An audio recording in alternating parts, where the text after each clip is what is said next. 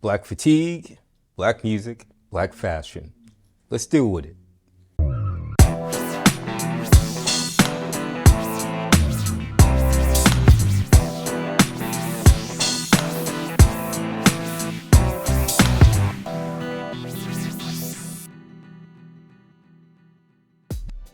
Welcome to the Music Pro, where we break down more than just beats.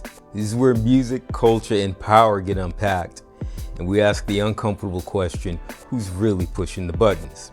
I'm Shea Alexander Wright. Look, this episode is kind of a kitchen table conversation for black artists and musicians. If you're not black and tuned in, it's cool. I think it might be time for a rather collective conversation other than these smaller exclusive whispers within each ethnicity.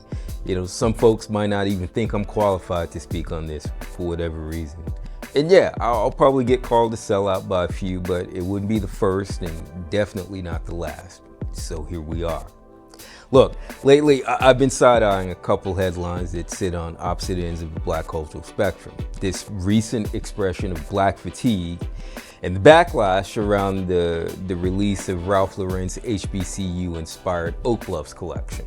Now, at first glance, it doesn't really seem like these are related, but take a closer look.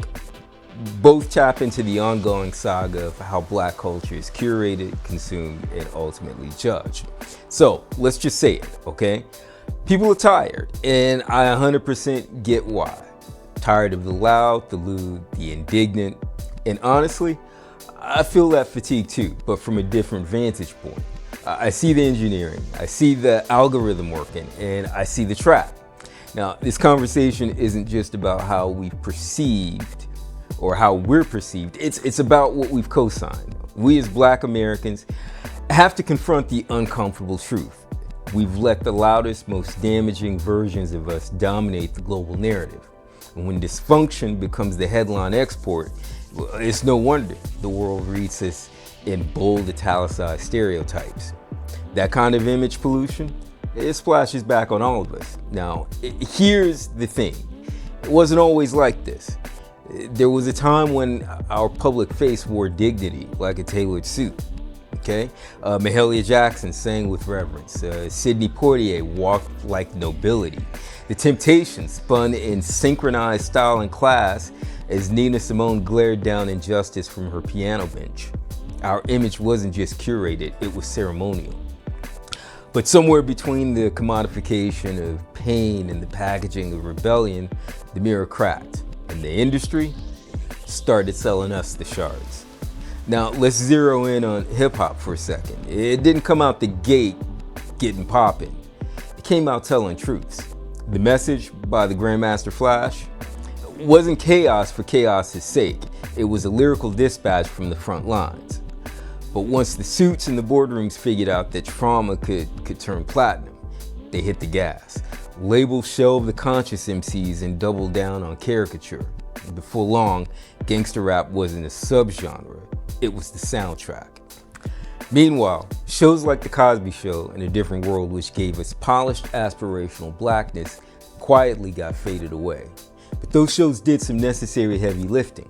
The Cosby Show demonstrated the American dream for many contained both melanin and respectability. A Different World didn't just showcase HBCU life, it inspired enrollment. It's a real impact. And the truth is, that show did more for black college admissions than a decade of a mind is a terrible thing to waste commercials from the United Negro College Fund. But instead of building on that legacy, the culture pivoted. Authenticity got rebranded as chaos. Dignity became passé.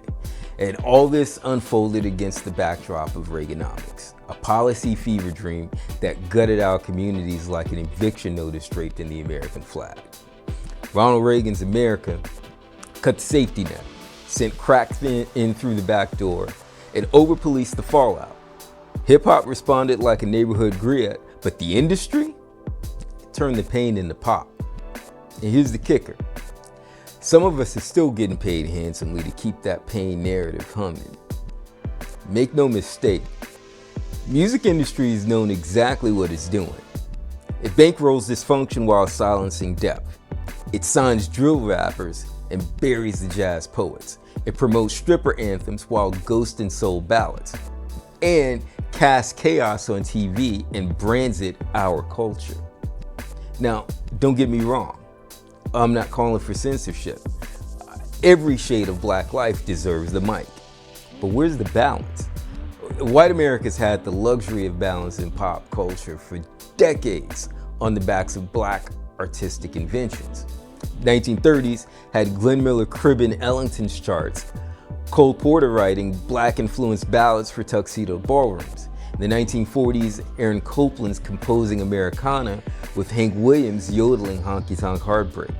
In the 1950s, you got Elvis Presley making black music palatable for white teenagers in an Eisenhower-era fantasy of Mad Men and Leave It to Beaver. In the 60s, the Beach Boys are harmonizing in the surf, while Crosby, Stills, Nash & Young and Joni Mitchell soundtracked Rebellion. In the 1970s, the Bee Gees are boogieing in bell-bottoms and discos, with Kiss selling sex and spectacle. The 1980s had hair metal glam meeting Stevie Nicks' Poetic Grit and the Bangles' Girl Power. But the 90s, you got Nirvana moaning about teen spirit while New Kids on the Block bopped in unison. Look, white pop culture has always had full spectrum expression, but us, we're still stuck in the same one-dimensional traffic jam. Artists who dare to do something different, the algorithm doesn't even see them.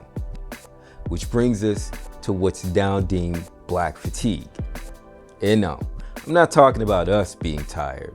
I'm talking about them and everybody else being tired of black folks. Not tired of our brilliance, not tired of our rhythm, tired of the version of us that's been perpetuated and dismissed. Again, the loud, the lewd, the indignant. The assumption that we can't be classy, can't be articulate, can't perform without profanity and vulgarity.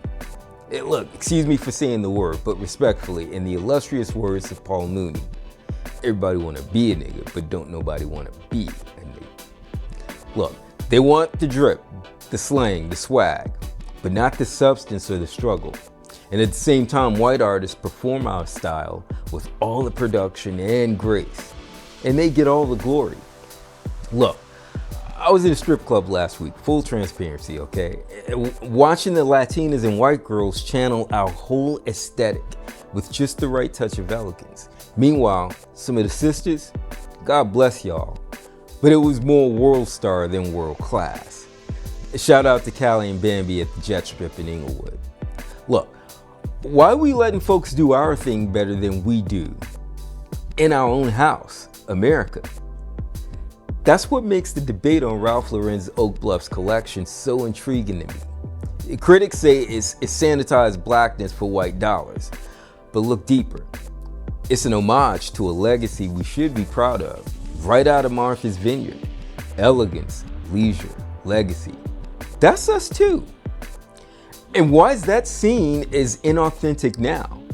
Look, let's check the receipts. In 1980, with black folks at 10% of the US population, 3 to 5% were affluent. By 2000, we were 12% population and 5 to 7% affluent. By 2020, 13% of the population and only 8 to 10% affluent. We're climbing but slow, and media representation hasn't gotten in front of it. You open YouTube or scroll Apple Music's New Music Daily, what do you see? The same caricature, the same chaos. Yeah, confession, I binge the ratchet clips too. As ridiculous as they are, they're magnetic. Like a car crash, you just gotta look at. But I also know it's not all we are. I grew up in another kind of blackness, right? One rooted in purpose, one that knew image was power, one that treated respect like currency. And I'd be remiss if I didn't speak on the magic word.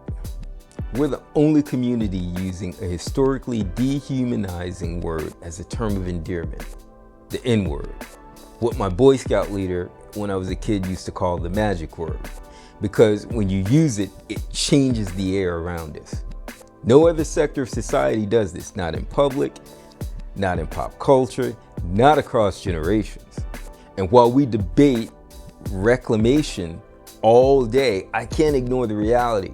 A lot of us have become the thing that word was meant to reduce us to. Words matter. Words cast spells. That's why they call it spelling. And repetition is ritual. So you say it enough times and you'll start to see that in the mirror. Listen, this isn't about perfection. It's about intention. We're the blueprint, the flavor, the main export. We are the culture, period. So let's move like it. Hit the comments below, y'all. I'd love to hear your thoughts. I know this was a lot, but I needed to get to it. I needed to say something on it. I promise, creative and technical videos are coming soon. But right now, like a couple other people, this had to be dealt with. Hit like, hit subscribe if you're feeling this. Please let me know what you're thinking. Till next time, I'm Shay Alexander Wright. Thanks for dropping in.